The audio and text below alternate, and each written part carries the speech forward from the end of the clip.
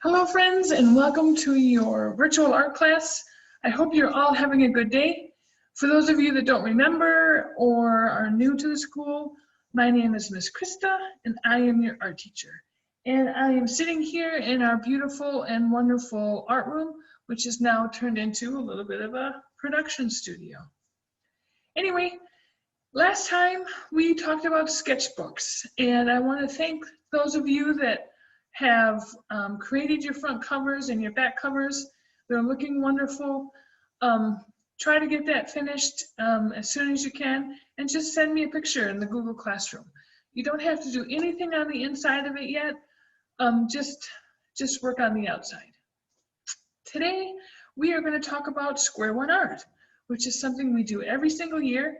And it's a little fundraiser that we do for the school and for the art program that allows us to buy different art materials. So we're going to get started with that. But before we get started, what we're going to do is start with our mantra, which is the thing or the saying that allows us to kind of get ready to do something that we need to focus, or it might be something that's difficult. And we need to focus, but let's get started with that. So just repeat after me. I am an artist. I create with my head. I create with my hands. I create with my heart. I can create anything. All right, so let's get started.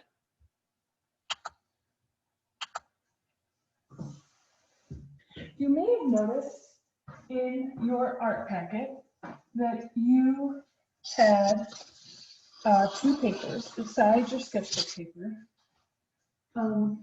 One that you might see as familiar, which is your Square One Art submission sheet, and then another piece of paper like this. So you have a choice. You can create your Square One Art piece on here, and we can glue it on this paper, or you can choose to glue it on the Square One Art paper. It's all up to you, whatever your choice is. Now, generally, I usually give you an assignment, something that I want you to do to create for your Square One Art. But this year, friends, I'm going to let you choose what you'd like to create. And we're going to talk about that and what it might look like when you're creating your own idea. There are some do's and don'ts that are really helpful when Square One Art sends some information to me. They give us tips that we can use to help make a successful artwork. So here we go. Let's look at this slideshow quick. One of the biggest things you want to remember when you have, this is an 8.5 by 8.5 sheet of paper, that when you have your idea should take up the entire piece of paper. It should not just be one single thing in the middle and the rest of it is white, okay? You want to make sure that the entire space is used. So that's a really important concept to remember. Here's another example. This is not a square piece of paper, but you can see how the whole piece of paper is used. It's very colorful and it has some bold lines. These bold lines here, friends, give our picture something to kind of, gives the viewer something to focus on. It kind of gives some emphasis to some of our objects. It helps create design and pattern in certain areas to break up larger areas. But what this artist has done, the bright colors, the bold lines, and using the entire paper, this makes a real successful artwork. Here are some more examples. These guys decided to put something very colorful kind of in the middle of their artwork, and then used a black Sharpie in order to create a bunch of patterns on the outside. Again, look at how the entire piece of paper is being used. There's hardly any white space on this piece of paper. This is another good example. Again, it's quite floral, and you might decide to do flowers or not do flowers. What I like to do is something from nature a lot, because what it allows me to do is take large spaces and then break them down into patterns. And if this would have been just left blue without any of these designs in the background, it may have been kind of boring. But since this person made the choice to add all this other information here, it makes it a lot more interesting to look at. So just keep that in mind. What I like to tell kids is take a large space, break it down into something a little more detailed, and it makes it all the more interesting to look at. Here's another great example.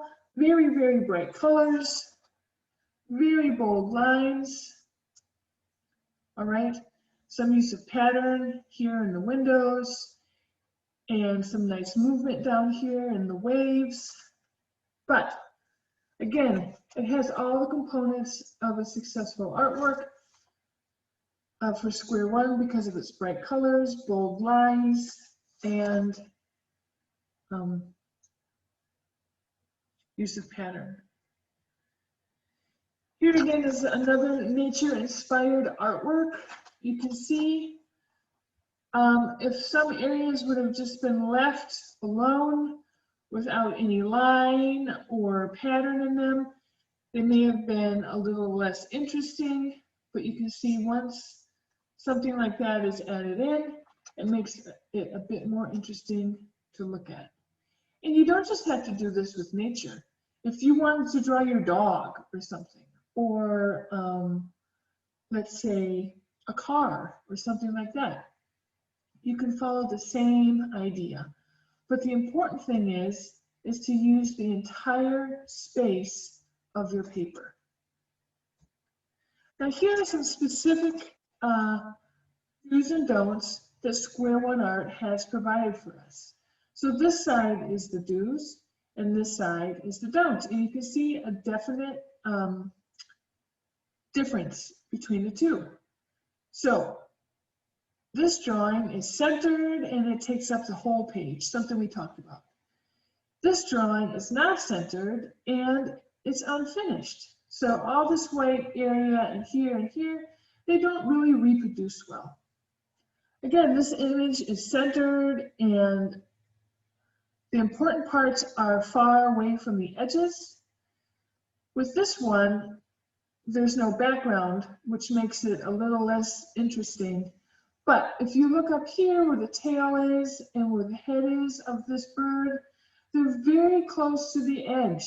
And if they're close like that, there's a good chance that it might be cut off. So here, the dog is centered and sitting on the beach, all right? Bunch of different colors. And here there is no background. Again, this dog, part of it might get cut off because it's so close to the edge. What you like to do sometimes is create a border. So this person created about an inch wide border and then put their artwork in the middle. If the borders are really uneven, that really shows up. So we want to try not to do that. Here they used a really cool kind of printed paper in the background, and then they put a smaller drawing in the middle. It's a great idea. Here they just left it blank, and it makes it a little less interesting to look at. This one has all the information at least an inch away from the border, which is important. This one has way too much white space. In all honesty, I would say this one too has a little bit white space, but it's okay. In this one, what we're noticing is that the student name is too close to the edge of the paper, which could get it cut off. So we want to make sure that the student name is at least an inch away from one of the borders, all right? Again, here the name is too close. You can see that it's cutting off. Here it is in the right spot.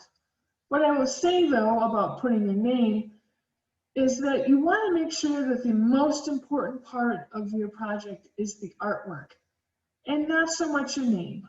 So think of a clever place to put it and put it there rather than having it take up the entire space.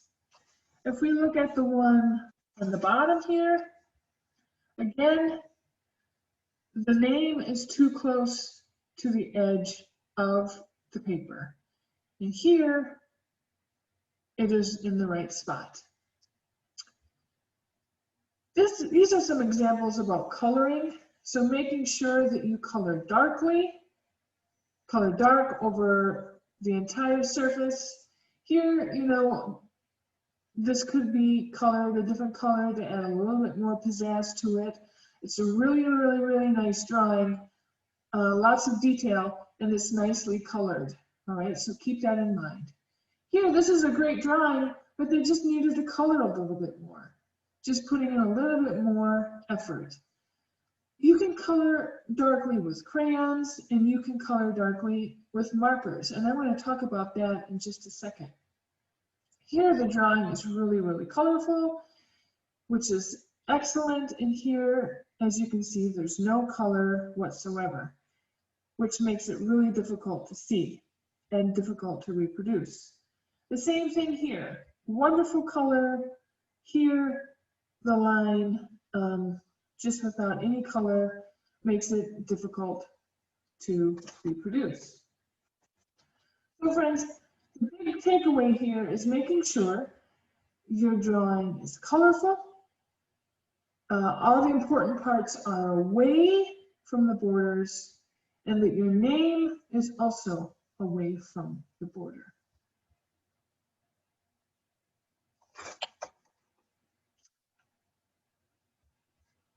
So I'm going to show you some examples of some things that I've done before. What I did last year with some of my classes, and you might remember this stuff. All right.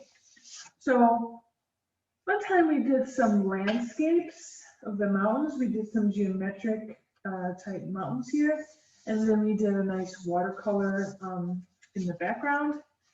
Here we did something similar with a nice watercolor background, and then we used a collage here in these mountains. Now these aren't finished yet, but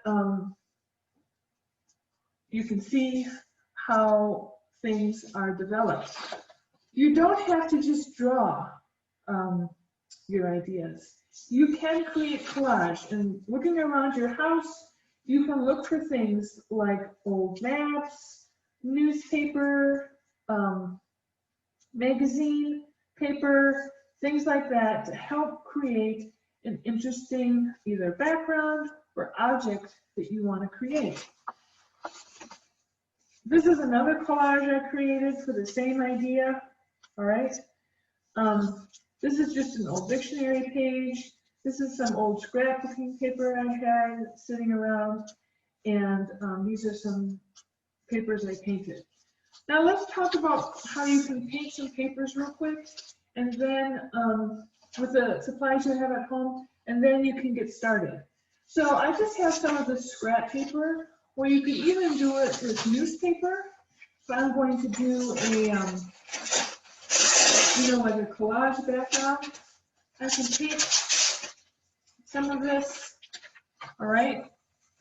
And what I can do is I can take my crayons, which I left them outside of my box, and so I'll just roll over. Oh, here they are. All right, here we go. Here's my crayons. And what I can do is I can take some of these wax crayons here, and I can just color this. Let's say it's going to be my ground, all right? So I'm just taking some of this red, and I'm just kind of doing some scribble scrabble here. It'll make a nice texture maybe. And I'm just going to keep going. Now, once I have it mostly colored, right? And I want to make sure that it's the same size as the paper. So if I look, the Scribble Scrabble looks like it's about the same width as that. I might have to do a little bit more over here. All right. But I'm just creating some painted papers that I could maybe use as a collage for my square one art. So I'm going to just take this purple marker, all right, and we're going to end up using this as a watercolor. So I'm just going to take it and use it from the side, all right, just like that. I mean, if you didn't want to scribble scrabble, you could make some actual details in the ground, and then you could color over it. And now what I'm going to do, friends, is I am going to take a paintbrush, and if you don't happen to have a paintbrush, you could use, this is a cotton swab, okay, just as effective. I just dip that in, and I'm just going to start painting with it over my marker, all right? I'm going to try not to scrub too hard, all right, just because it means I could rip the paper. So what I would do is I would let this dry, and then I would come back and use it later in an artwork. I could use it to create, you know, like the background, something like this, or something in this piece, right? Or I could create, you know, something like I showed you with the mountains. It's all up to you about what you want to create. Now you might decide, look, Miss Krista, I do not want to make a collage. And is that okay? The answer is absolutely. So I'm just going to set this over here to dry. If you don't want to do a collage, that's fine. The only requisite that I have is that you use the entire piece of paper. If you turn something in that has a lot of white space, it's just not going to reproduce well. If I wanted to create a sky or something like that with my Sharpie markers, not my Sharpie markers, with my Crayola markers, I can show you real quick how to do something like that. So if I just take my Crayola markers, and I am going to just kind of use again the thick side of my marker, and color all the way around just like that. Now, if you have some copy paper at home, or maybe some other kind of paper, you might want to do a little test run first to make sure it's something that you want to try and experiment with. Because if you use all of your other good paper from school right away, then you might end up in a little bit of a bind, all right? So you might just want to experiment first and then, you know, try it on the final. I'm going to add some yellow here. Oh, I didn't see that there was some black on the yellow. Anyway, check your markers before you use them. That's okay. And the cool thing with the Crayola markers is, look, when I get close here to the red and I start to add the water, I will definitely get an orange color. All right? Now, if you have some salt at home too, you could keep that handy. And those of you that have had art with me before know what happened when you put salt on top of watercolor. So now what I'm going to do here, friends, is I'm going to just take this brush, or I could use my cotton swab. It's all up to you. And I'm going to start from the lightest area first, and I'm going to start to brush. And look how that yellow is now becoming a watercolor. And where I have not put any marker, that's going to be a nice light area, and that's going to kind of represent where the sun might be, all right? And what I'm doing is I am brushing out, because that's how I want it to radiate. Now, you can see right here where I'm brushing onto this red and orange. If I go back into the yellow, I'm going to make it a little bit dirty. So what I'm going to do is just wash this out, all right, and come back into the yellow a little bit and help spread that out, all right? And now I'm going to go to the background back here with the blue and the purple, all right? Now, if you see an area and you're like, oof, I need to add more color, please wait until you get to the very end and you let it dry. You can always go back to add color. If you add color when it's still wet, then you're going to end up ripping your paper and you're going to end up ruining your marker, all right? So just wait until the very end when you think you might, if you think you might need to add some more color, all right? And notice again the direction I'm going when I'm painting. I'm going in this kind of outward direction, right? I feel like I need to come back and work on this red a little bit more. So I'm going to work on that. And I feel like that later, I'm probably going to come back and add some more red marker to that, just so that I can make it a little bit more red. So I'll add some more color a little bit later. So that's one way you could create a background. And then I just will cut out these mountains and put them here. Or I can use a collage paper and make some there. But that's how you can use your Sharpie, your Crayola markers as a watercolor. And if you wanted to add even more texture to that, you could put down some crayon first and then go over them like I showed you with the newspaper. But remember, friends, when you're creating your Square One art project, it needs to take up the entire space. It needs to be colorful and have bold lines. You can see how I started to do that here. All right. The important bits need to be far away, at least an inch away from the borders. Your name at the very, very end needs to be also away from the border. All right. And so forth. So I can't wait to see what you're going to create with your Square One art project. I'm sure they're going to be amazing. We're going to end this lesson by doing a quick mindfulness activity. So we want to make sure you have some space. I want you to count. I want you to stretch your arms out wide, and I want you to count 1, 2, 3. Clap your hands and rub them together to make some energy. Put your hands on your belly and take a long, deep breath in and let it out. Open your arms really wide again. Count 1, 2, 3. Now, really rub those hands together, make it faster and faster and faster. That energy you're making, that warmth, that is energy. Put your hands over your heart. Close your eyes.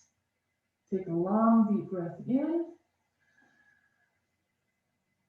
And let it out. I hope you enjoy the rest of your week. Happy Monday to you. Take care and be well.